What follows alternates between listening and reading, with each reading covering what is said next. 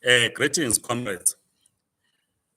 The MEC for Health in Limpopo made comments in a hospital where a Zimbabwean national was receiving treatment.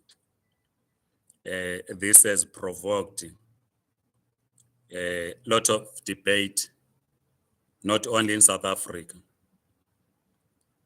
but across the region. Firstly, South Africa is a sovereign country, is a sovereign state. It has a right to decide how it wants to treat people that visit its country. So we will not really engage much on the issues that the MEC or how the MEC raised these issues. We have explained in our press statement that we issued. But in this video, we want to focus on the sanctions, economic sanctions imposed in 2001 in Zimbabwe, which subsequently SADC, in one of its summits in Tanzania, agreed or adopted a position that the entire SADC or SADC member states should campaign against the sanctions and a call on for the lifting of the sanctions imposed on Zimbabwe. And the SADC leadership in its summit, I can't remember the year, but some few years back, in its summit in Tanzania said sanctions are the cause of the economic collapse in Zimbabwe. It then set 25th October every year to show solidarity, as SADC said, with the people of Zimbabwe, the government of Zimbabwe, in calling for the lifting of these sanctions.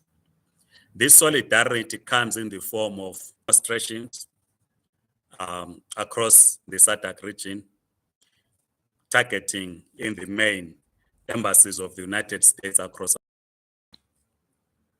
Now, if indeed, as SADC noted, in Zimbabwe are the cause of the economic crisis that we are going through, it therefore means that the collapse of the health crisis, the collapse of the health institutions in Zimbabwe is as a result of the sanctions. The collapse of the economy is as a result of the sanctions.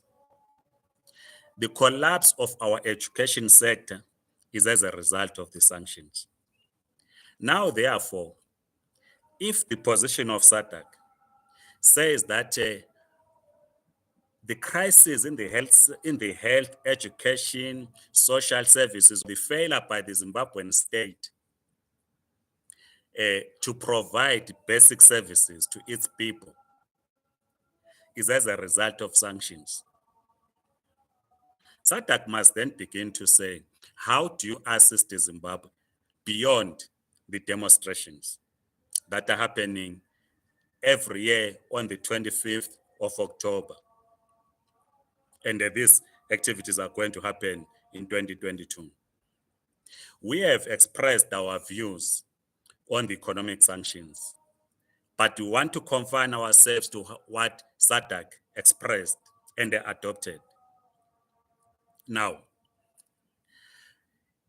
the majority of Zimbabweans who are members of ZANU-PF understand this narrative that the collapse of the health institutions, education, social services, or failure by the state to provide basic services to them or to the citizens of Zimbabwe is as a result of sanctions which SADC endorsed. So when an ordinary ZANU-PF supporter goes to Pararanyeto Hospital and cannot get treatment because there's no medication, they do not believe that the blame must be placed on the door of the government of Zimbabwe, but it must be placed on the door of those that impose the sanctions. It therefore means that supporters of ZANU-PF, when they are ill, they will cross Limpopo River for treatment in South Africa, which the MEC for Health in Limpopo was complaining about. I was following a TV station, I think in Newsroom Africa, where in the morning, I think around 8 a.m., about 64% of people were commenting, were in support of the MEC for Health in Limpopo. So when you then put sanctions as the cause of these problems, you need therefore to begin the process of removing sanctions or campaigning for the removal of sanctions. And secondly, you need then to accommodate the victims of the sanctions, because it cannot be correct that when you are meeting as head of states in a SADC summit, you resolve that the economic crisis in Zimbabwe is not about corruption, is not about looting, but it is about sanctions imposed by the West. You must therefore create conditions, practical solidarity. You need to give practical solidarity to the victims of the sanctions, who happen to be the poor people of Zimbabwe. You cannot express solidarity by only marching on the 25th of October. You must then begin to understand that because of the economic sanctions, the health sector has collapsed. There's no medication at Impilo Hospital or in any other hospital in Zimbabwe. And that the victims of sanctions, who are ordinary people, who will then cross either to South Africa, to Botswana, to Zambia, seeking treatment. And the question is, will you then turn them away? That's the question that we're confronted with. And this is how we need to engage the issues raised by the MEC for Health, because the MEC for Health has access to the political leadership in Zimbabwe. She spoke about President Mnangagwa, said, Mnangagwa doesn't give me money to treat you. But the government of South Africa, I'm not saying it's wrong, we'll express our view later on, but the government of South Africa is the signatory to the SADC campaign to say the crisis, economic crisis in Zimbabwe, which has resulted in the collapse of the health sector, education, and other infrastructure, collapse of the infrastructure and so forth, unemployment, is as a result of sanctions. And then the question is, what practical solidarity is being given to the victims of the sanctions? Because you can't, on one hand, say the crisis in Zimbabwe is as a result of imperialist forces imposing sanctions on Zimbabwe because of its land reform program. Then, on the other hand, you confront a victim of the sanctions in a hospital and tell them that, and detain them, that you will not be released from this hospital until you settle your bill. It's a contradiction. So we need to be clear and ask ourselves whether SADC leadership clearly understands the crisis in Zimbabwe.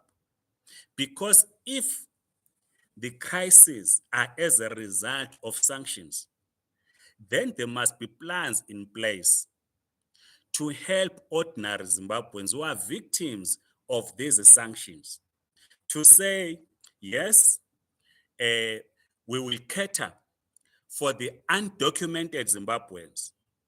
If you are sick because you cannot access medication elsewhere because of the sanctions, as good neighbors, we will carry your burden as we carry out the campaign to ensure that the sanctions are lifted. If this is the understanding by the SADC leadership, because you cannot say the problems in Zimbabwe are as a result of sanctions. At the same time, complain about the influx of undocumented migrants from Zimbabwe who come here for health facilities, who come here for jobs to work in the farms or in the low sector, in the low-paying jobs. It cannot be correct. Because when the minister, Zimbabwe's Minister of Foreign Affairs, then visited South Africa some 2 weeks back, and obviously understanding was the problem in Zimbabwe are sanctions. And the minister behind closed doors will call on South Africa to say, please remember that we have a struggle. And this struggle is about the lifting of sanctions. And the South Africa, as I'm saying, is signatory to that. That is the understanding at the political level. So if that is the understanding, why is it that those in the SADC region who will go out to protect ZANU-PF, not to lose power, on the basis that ZANU-PF is a victim of imperialist forces who imposed the sanctions on the basis that ZANU-PF carried out a land reform in 2000? Because if you are offering practical solidarity, ZANU-PF indeed is a victim of imperialist forces, you certainly have to give it practical support. One, that it should not lose political power because it is the imperialist forces that want to drive it out of power. Secondly, you then give practical solidarity that the supporters of ZANU-PF and the general want to assist in catering for them. It cannot therefore be correct to say at a political level where the MEC has access and the government that she belongs to, the party that belongs to, has access, and limited access for that matter, to the government of Zimbabwe. We then lecture the victims of sanctions on why they are detained in hospital if they are not going to pay their medical bills. So the question that we're raising, was SADC correct in taking the stance that it took, that the crises in Zimbabwe are as a result of sanctions? If it was correct, if this was the correct position, we must then go beyond and begin to say, because the sanctions are impacting negatively in the economy of Zimbabwe, forcing young people to flock to neighboring countries, what kind of practical solidarity is in place to assist the young people from Zimbabwe who are undocumented when they come to South Africa, to Botswana, to Zambia, if this is the correct position taken by SADC? Secondly, how do we deal with the pregnant women from Zimbabwe who are crossing to give birth in South African hospitals? Because what the MEC did not speak about in that video, it did not speak about women that come and give birth in South Africa. There's always been this conversation that in a hospital in Musina, I think some hospital in East Rand, you'll be told that the majority of people giving birth are Zimbabwean women. Fine. But what are therefore the plans to give practical solidarity to the victims of sanctions? Because solidarity cannot be given to the political elite, that is the ZANU-PF leadership, to an extent that a former liberation movement will go out of their way to protect ZANU-PF, not to lose political power, because it is not because the people of Zimbabwe do not love ZANU-PF, according to this understanding from the liberation movements and the leadership in SADC. It is not because ZANU-PF for carrying out land reform program in Zimbabwe.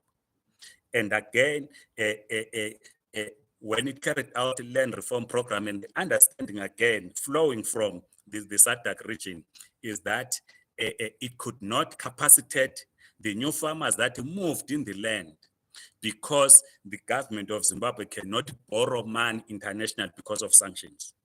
So it means that the land is not productive because of sanctions. There's shortage of food because of sanctions. The health system has collapsed because of sanctions. Education has collapsed because of sanctions, and all other services because of sanctions. And the SADC leadership says, let's give solidarity to Zimbabwe and provide practical support every 25th of October in the form of marches. And the question we're asking, if this is the correct position, what practical solidarity is being put in place to assist mass of the people of Zimbabwe that are victims of these sanctions, that are flocking to neighboring countries? I've said we problems in Zimbabwe are sanctions. We are calling for the lifting of the sanctions. But is the economic crisis in Zimbabwe as a result of sanctions? No. We'll explain this.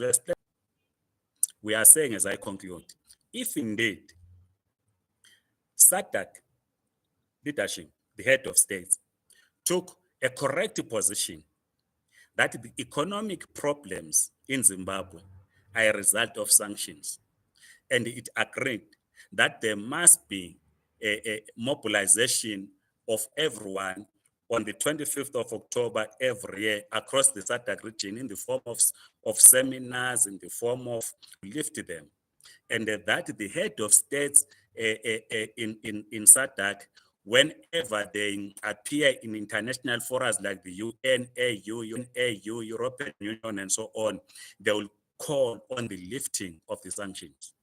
If that's the correct position, let us therefore